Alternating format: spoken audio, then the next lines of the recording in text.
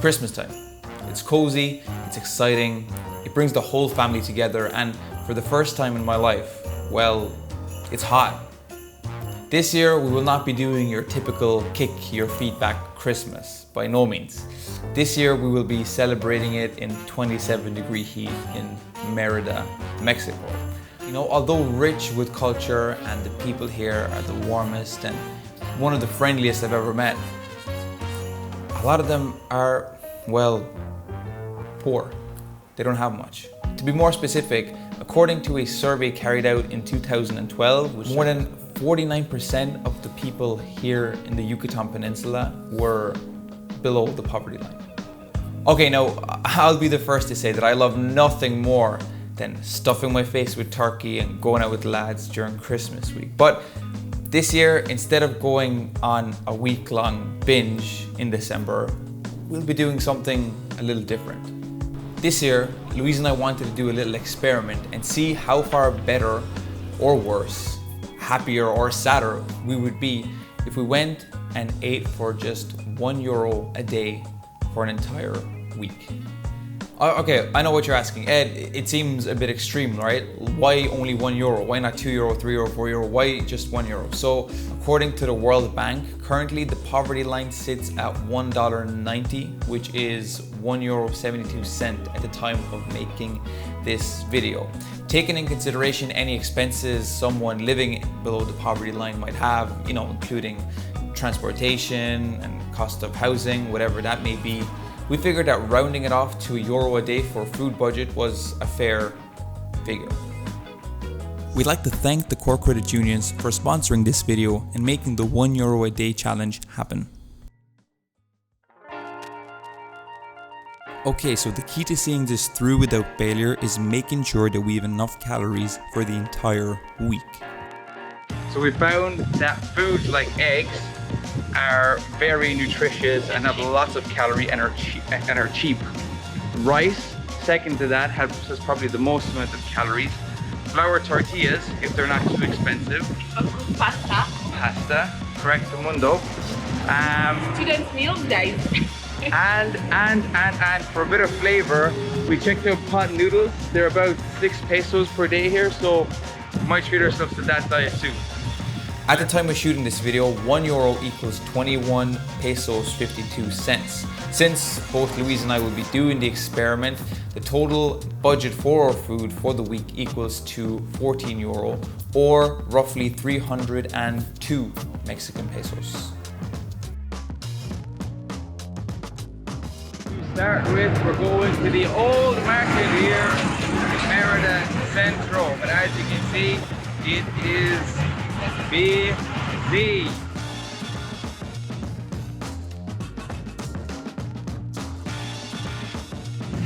That's bueno. Yes. Gracias, señor. That's for a week, mon amour. Will have enough? I think we should have enough, yeah. That's a very good buy, Louise. Well done, good find.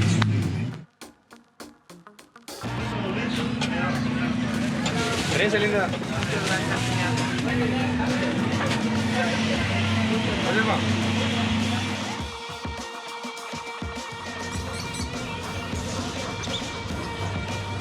You know what I really like about the market here in Merida is that on one corner you have puppies and chickens and cats, and then just around the corner they're cooking pork and are giving you eggs.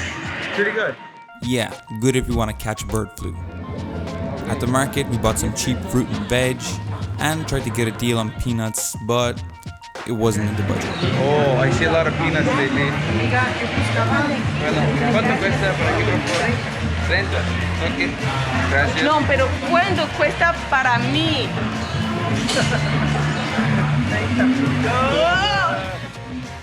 We then went to an actual grocery store to pick up some essentials.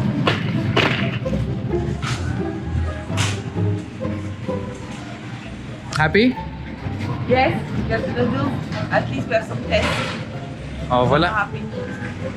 We came for things like cooking oil and rice, but Louise kept on trying to sneak in a few snacks. Hey.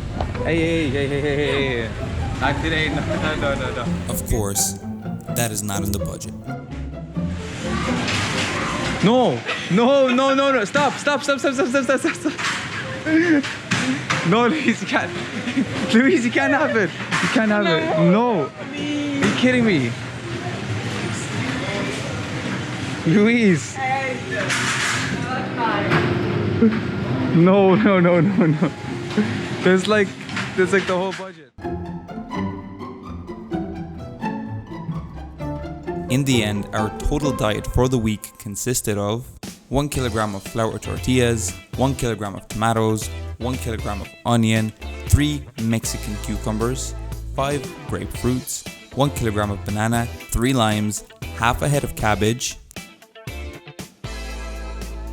cheap vegetable oil, 2 bags of rice, 1.5 liters of milk, some yogurt, cereal, and most importantly, 6 cups of pot noodle. We actually got way more out of the money that we had than I expected. I mean, part of the pro in living here in Mexico is that things are relatively cheap, well, because the people have so little. So with the cabbage, with the pot noodles, with all the rice that we have, I'm feeling confident.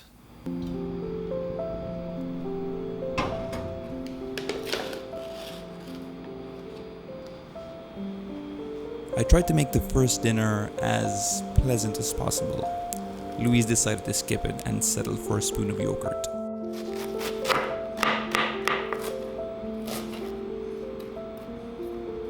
Alright, so it's the end of day numero uno.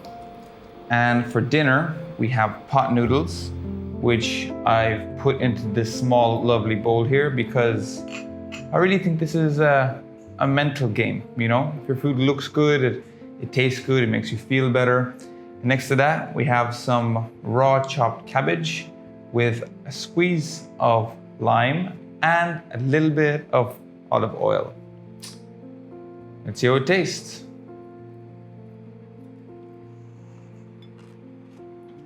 I don't think I've ever eaten cabbage like this. Oh, I could definitely get used to the cabbage. That's a lie. You're like a savage. Well, I'm pretty sure maybe the cabbage might be strange to some people eating it raw like that, but everyone can relate to cup noodles, and well,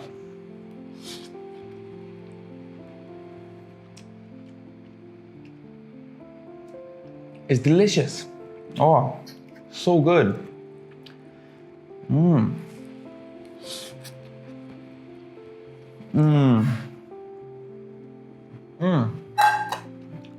And that's it. Day one done. Thank you. Still hungry.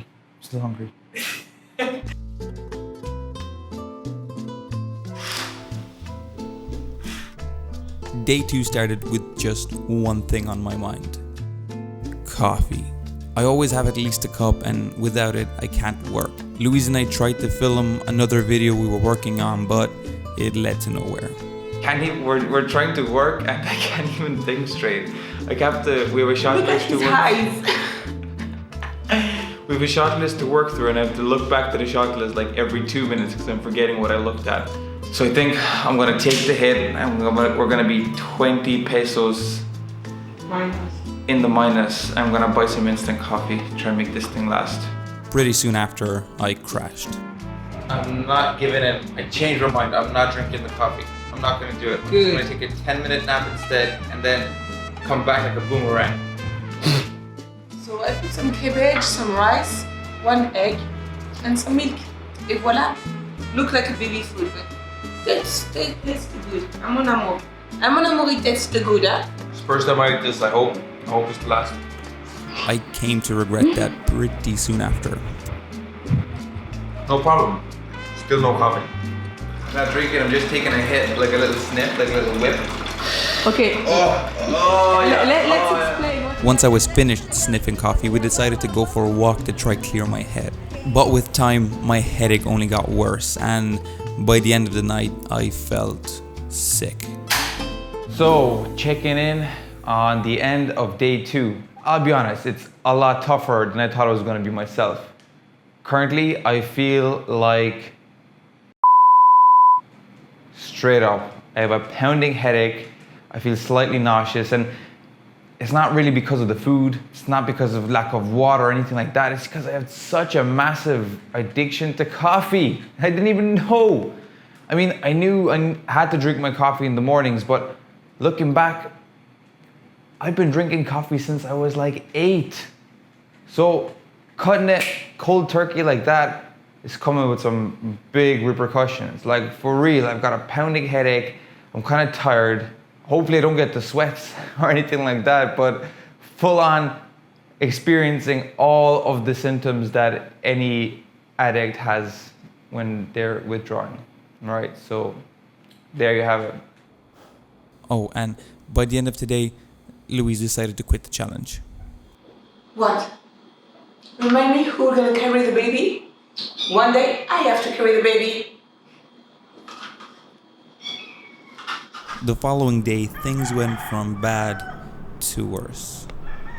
Throughout the night, I had terrible back and muscle pains and felt overall sick. I woke up at about 4 a.m. to check in. This is not going well. This is not going well at all. And Louise says that I have to stop. She doesn't want me to go on, so I don't really know how to proceed anymore, but last night was tough. After a shower, I felt a little bit better. I ate a banana for breakfast and decided to persevere. I still felt like I had a little bit more left in me. Louise made me a lovely lunch with some raw cucumber, tomato, olive oil, a couple of eggs and tortillas. I decided to head over to the Centro to get some work done and clear my head. Towards the evening, things finally started to look a bit better. Okay, so all in all, I feel a whole lot better today compared to yesterday, because the pounding headache, I swear to God, was an eye-opener. I did not think that I was this hooked on caffeine. Morale is okay. You know, the bland taste of the tortillas is starting to get to me, and they're becoming a little bit dry, so they're getting hard to chew. And then on the flip side of that, the really sour raw taste of the cucumber and tomato is also something that I can see I will be sick of in the coming few days. But it's not impossible. Just keep pushing on. The following morning, I decided to do a little bit of research and find out why it was I felt the back pains that I did feel the night before. Turns out that's actually a side effect of fasting. Usually in the first couple of days, there are lactic acids that are released into your muscles, apparently.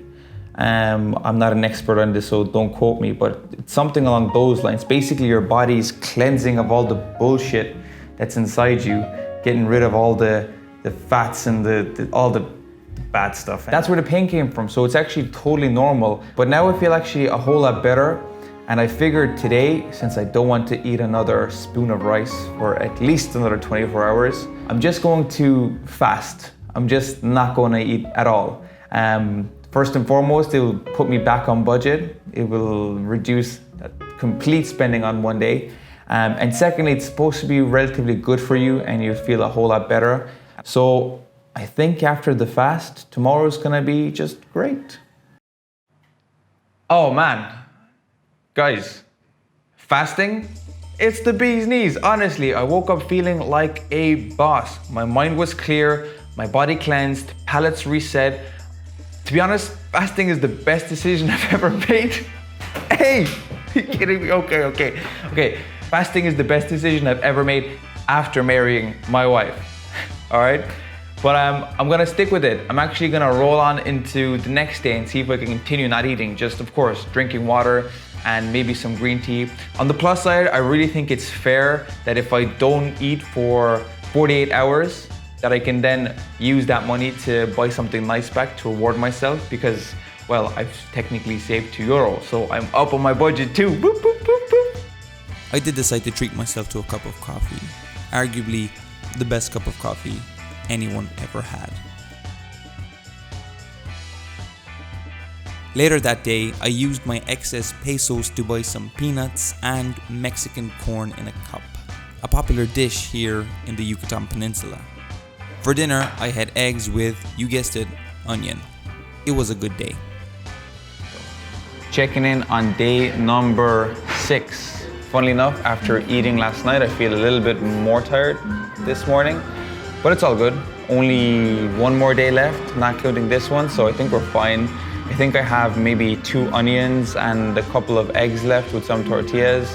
All in all, feeling cleansed. I think it is a tough experiment to put yourself through the test, but it really makes you conscious of things I would have never thought about before, like rationing your food, just being careful what you eat today so you make sure you don't run out of food tomorrow. So yeah, those are my thoughts for today, and I'll check in tomorrow for the last and final vlog.